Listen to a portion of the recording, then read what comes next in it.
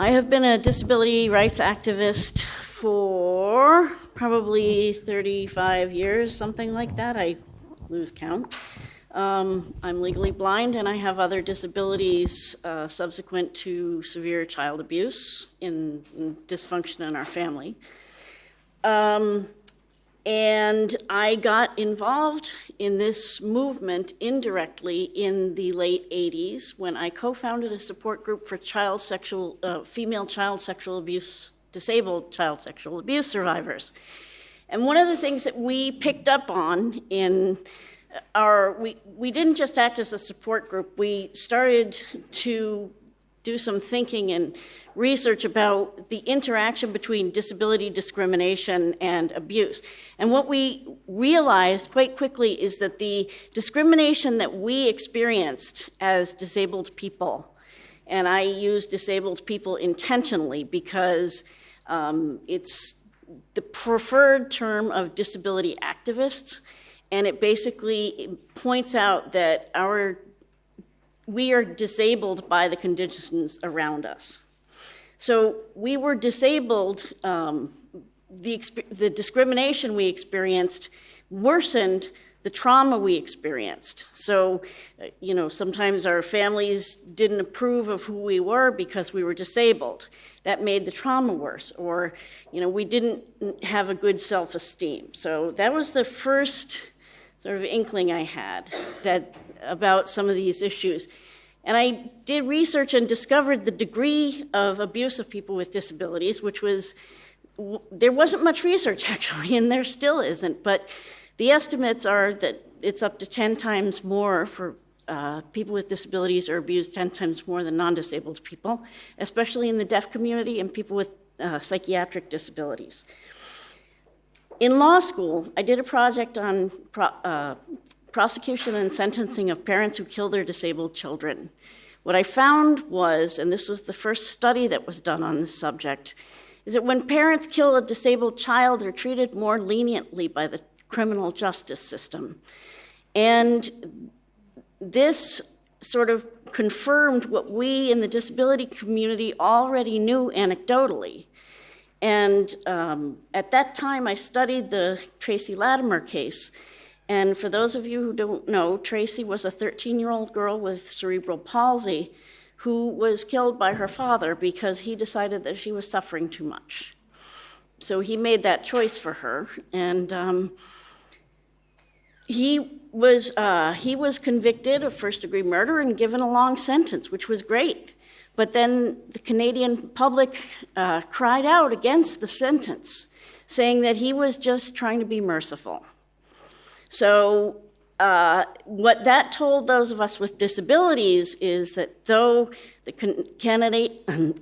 Canadian Constitution guarantees equality for people with disabilities, that equality is pretty much meaningless when it hits public attitudes. You wouldn't, if you try to understand assisted suicide from what you read in the media, everything you would know would be wrong. You would think that everybody supports it. You would think that people who have demand assisted suicide are suffering extreme physical pain, that they are acting in an autonomous fashion, that their deaths are fairy tale endings. All of those things are incorrect. Polls are manipulated by the people who promote assisted suicide. I'll go into a little bit of the suffering information in a minute, and the autonomy piece as well, but up to 20% of assisted suicides have complications associated with them, and there aren't many studies on that either. But that study was done in the year 2000 on the programs that were currently in effect in Europe. So in 1983, a 26-year-old woman named Elizabeth Bouvier came into a hospital in Los Angeles, and she had had a lot of setbacks in her life. She had had a miscarriage, her marriage had broken up, she had been kind of had to leave her master's program. She had lost her van. Her brother had been killed in a motorcycle accident. Just one thing on top of another. And when she came into the hospital, she said, I want to die and have comfort care while I starve myself to death. And the hospital said, no way, we don't do that. And she said, I'm going to sue you and make you do it. And when she brought the suit, the court said, sure, good idea. Your life is shit. And the reason they said that her life was worthless was because Elizabeth Bouvier was a 26-year-old woman with cerebral palsy. So despite the fact that she had a history of depression and suicidal actions, suicidal gestures, despite the fact that the circumstances that drove her to do what she did would drive any person with or without a disability to want to die, the court decided that because she was disabled, her life was so valueless that she deserved assisted suicide. And that was one of the first cases in the United States that established the principle that people have the right to refuse treatment. And it was one of the first cases that in the US that sort of put into law this idea that people with disabilities are better dead than disabled. Subsequently, in the 1980s, there was a bunch of cases that we think of as the live free or die cases. There were 3 men who were quadriplegic, spinal cord injured guys, who were in nursing homes and they wanted to get out. And they couldn't. And they said, I'd rather die than live in a nursing home. And the court said, okay, no problem. We'll let you die. So they were allowed to disconnect their vents or whatever. Now, 2 of those people, all 3 were approached by disability rights activists. 2 of them, their families rejected the disability rights activists. No, you can't talk to this person. The 3rd person, Larry McAfee, was reached, and he was able to get out of the nursing home into an apartment, hired had funding and hired attendants that he hired, directed, paid, supervised, and fired when necessary.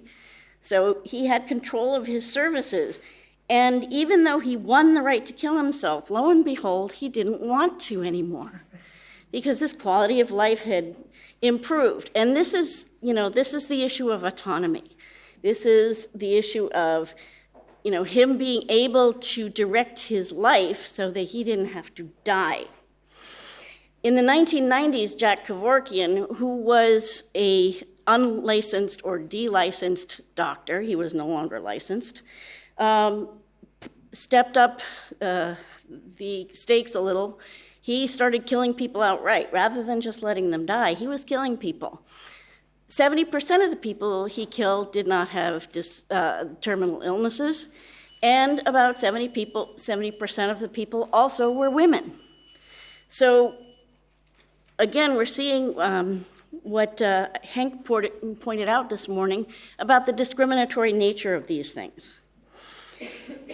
So the reasons, you've already heard about the reasons people ask for assisted suicide: loss of autonomy, 92%. No longer able to do things that people enjoy, 89%.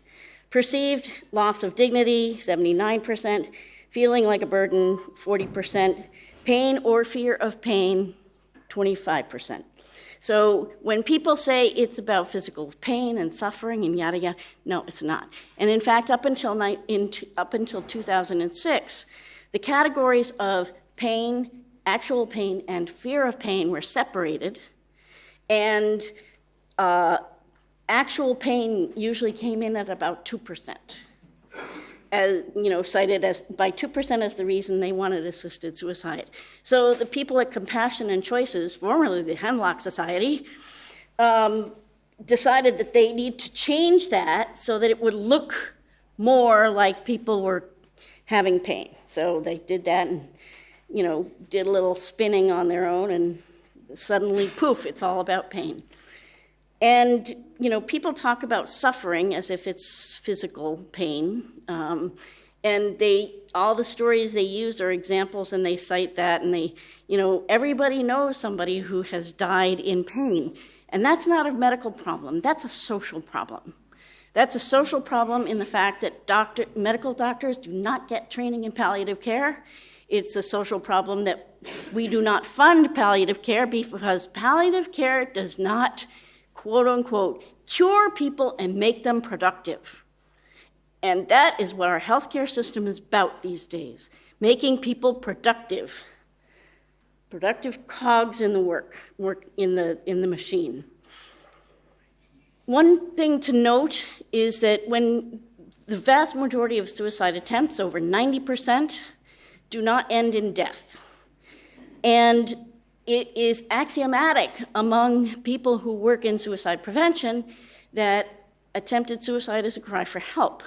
And so when you legalize assisted suicide, you are guaranteeing suicide completion. And you are depriving the person of the right to cry for help by failing. Okay? So the disability community has developed arguments that are based on our experience and knowledge and expertise with the medical establishment, with discrimination, with social, how disability is viewed in different models, the social model, the medical model. These have been developed over 30 years. These are progressive, well thought out, and we've even managed to get some of them down into soundbite size. So here are some of them. Assisted suicide is discriminatory. Non-disabled people get suicide prevention when they express a desire to die. People with disabilities are helped to kill themselves. It's based on the idea that it's rational to want to die if you're disabled, and that people with disabilities are better off dead. The choice to die is an illusion where people with disabilities do not have a choice in where and how they live. I swear to God, I've been working in this area directly in this area with Not Dead Yet in the United States for 17 years, and it took me a long time to get that one into a soundbite size. But that is one of the most important things. People talk about autonomy, and yet they're giving over the final deed. The disability community doesn't say you can't commit suicide. In fact, we know that people can commit suicide. If that's what they want to do, that's their prerogative. But as soon as you drag somebody else into it, that's not okay. Because that is dragging the state into it. The state ends up making the judgment about who gets to live and who gets to die. You have a mass of people who are saying, I want to die, all the suicidal people. The state starts deciding, you get suicide prevention, you get assisted suicide. And you know what? All of the people, or virtually all of the people who get assisted suicide, have a disability. Whether or not they have a terminal illness, they all have a disability. And that's why it's discriminatory. It's also unnecessary to legalize it because anyone, as I said, can commit suicide or have palliative care, even to the point of sedation. Talked about that, pretty straightforward, not too difficult. Safeguards do not work. The reason they don't work, 2 reasons. One is that the whole thing is flawed. This whole idea is so completely flawed that the idea of safeguards is like, trying to correct something that is completely failed. The dam has already broken and the town is already flooded and you're trying to, put your finger in the dike. It just doesn't work. The National Council on Disability in 1997 and then reiterated in 2005. The Council of Canadians with Disabilities in 2003 both issued detailed reports saying safeguards that are truly effective are not workable. But we're in the position that we have to consider safeguards, and it's a horrible position to be in. The court, in the first level of the Carter decision, the court basically said there is no slippery slope, and the studies from Belgium prove that, the studies of the euthanasia in Belgium show there's no problem. Well, right, the doctor's reports, the studies of those, yeah, no problem. It's the studies where they take a snapshot of the deaths from a particular moment, trace back what happened in those situations where they find the problems. But Justice Smith didn't care about that.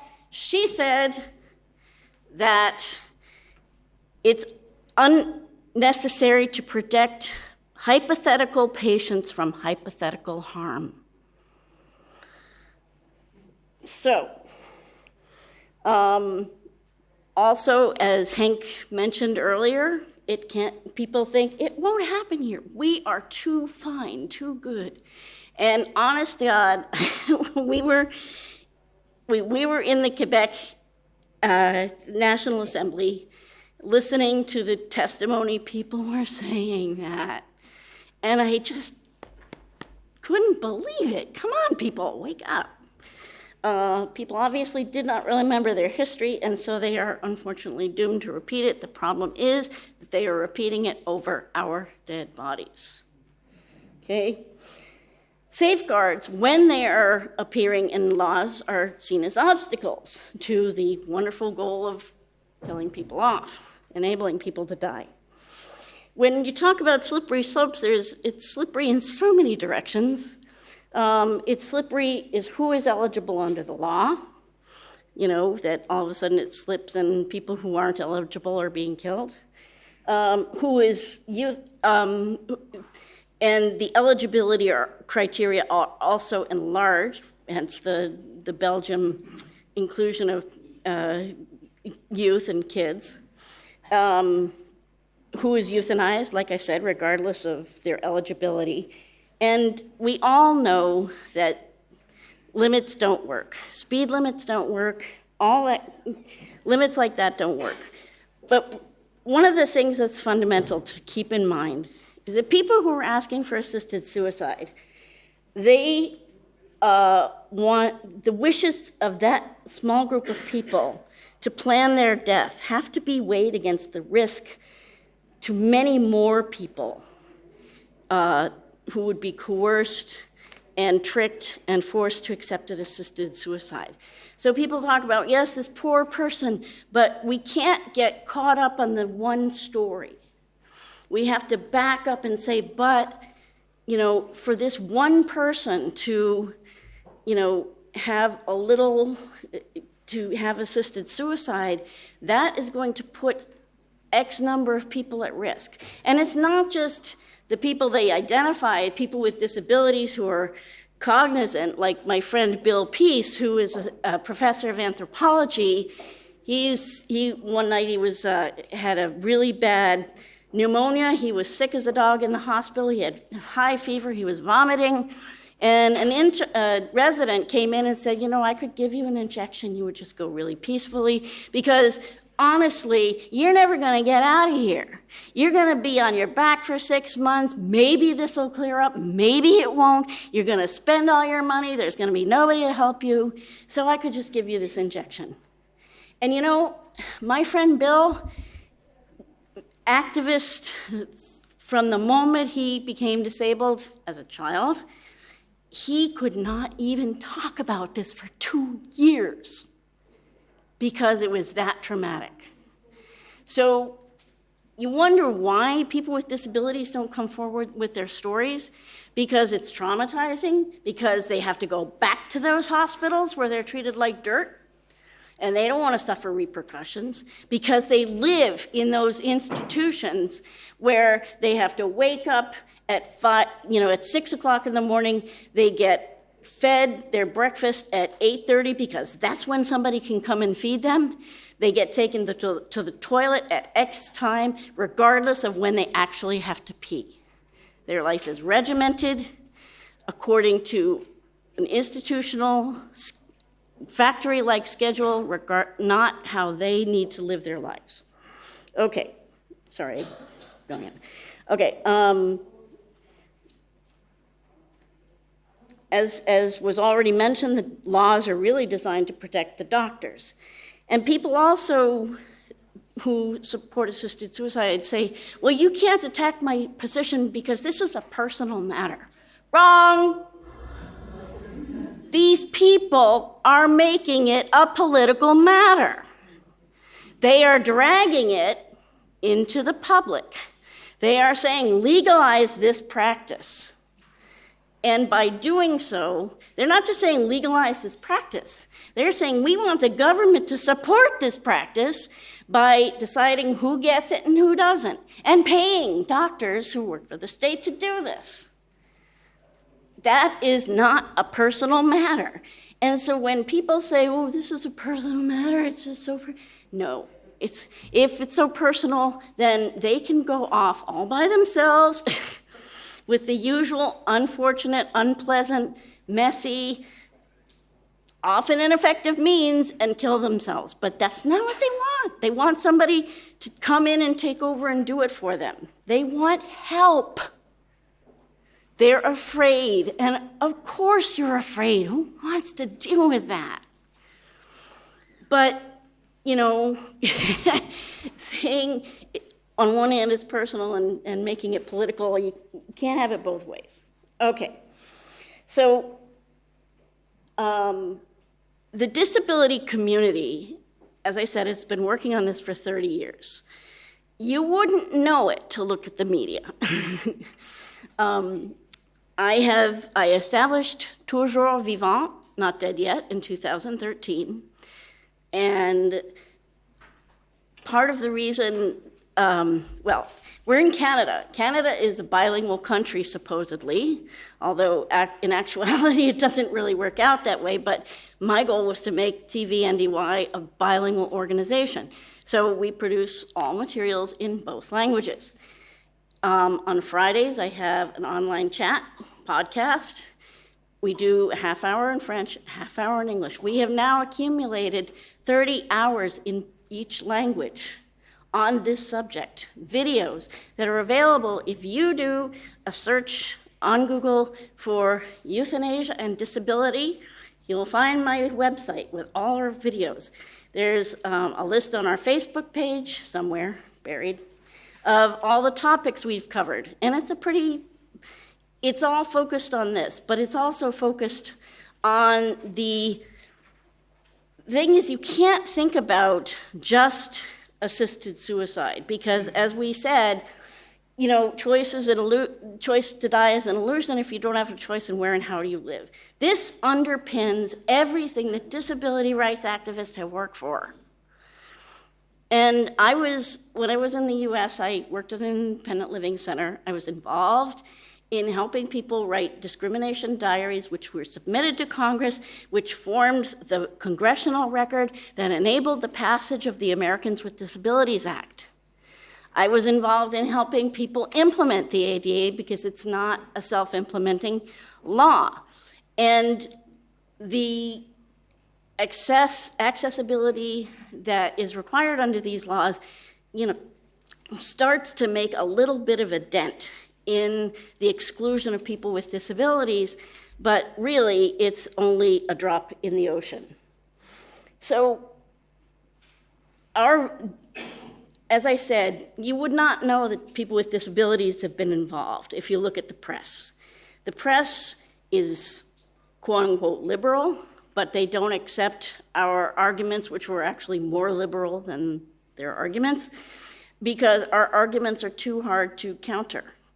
And people with disabilities, well, you know, we are just pawns of the religious right? Okay. So it has been very hard to be heard in this debate, but it's also very important that we be heard.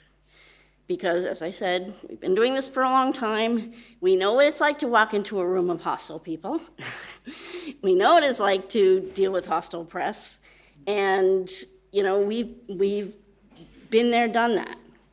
So how working in coalition, on both sides, it can be difficult because all those roads lead to Rome, but some of them take different paths, and we just all need to go to Rome together. And sometimes that means that we need to leave some of our issues at the door.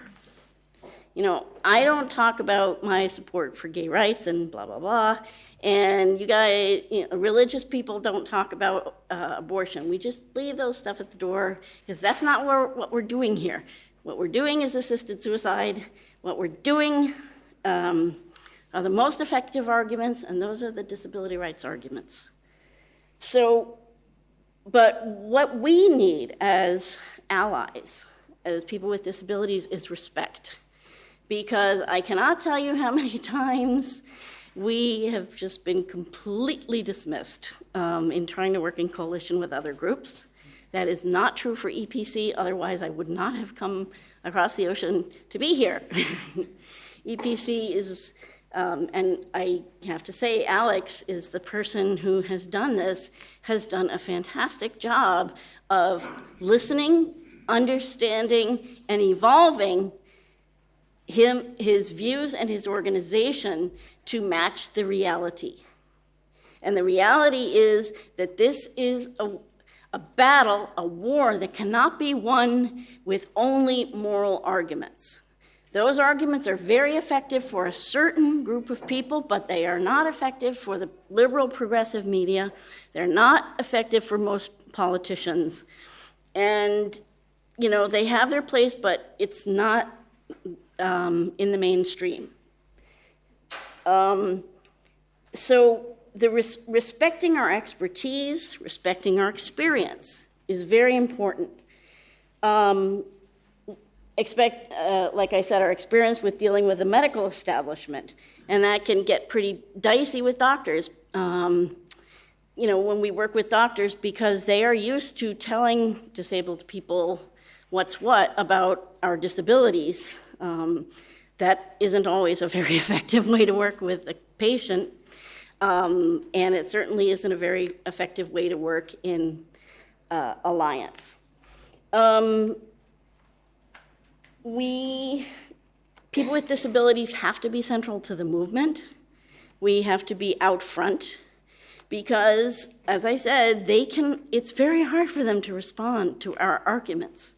When we talk about our experiences, we can counter their stories with our own, plus giving them very factual, reasoned, logical arguments that shut down most of what they say. And they're afraid of us. And in fact, when we were in Massachusetts, there was a debate set up, and John Kelly, one of our not dead yet activists, was there, and we heard,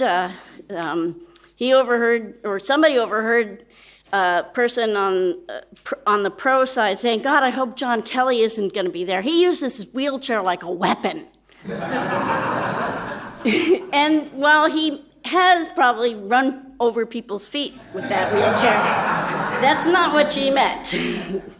She meant that he was effective because people can see that he is very disabled, and yes, he needs somebody to help him toilet, to do his bowel program, that he uses a catheter, he uses all those tubes that make people afraid, and yet, he's dignified and has the same struggles, happinesses, sadness with his life everybody else does.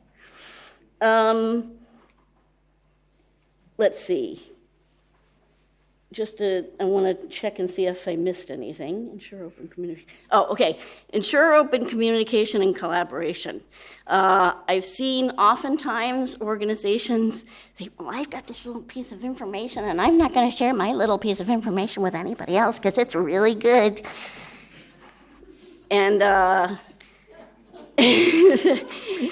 it can cause problems, when you're trying to collaborate with people and you make it agree, okay, let's all not do this. And then the next day somebody has gone out and done this. That doesn't, that doesn't build trust. So I guess the last message about working in collaboration is trust but more importantly, be trustworthy.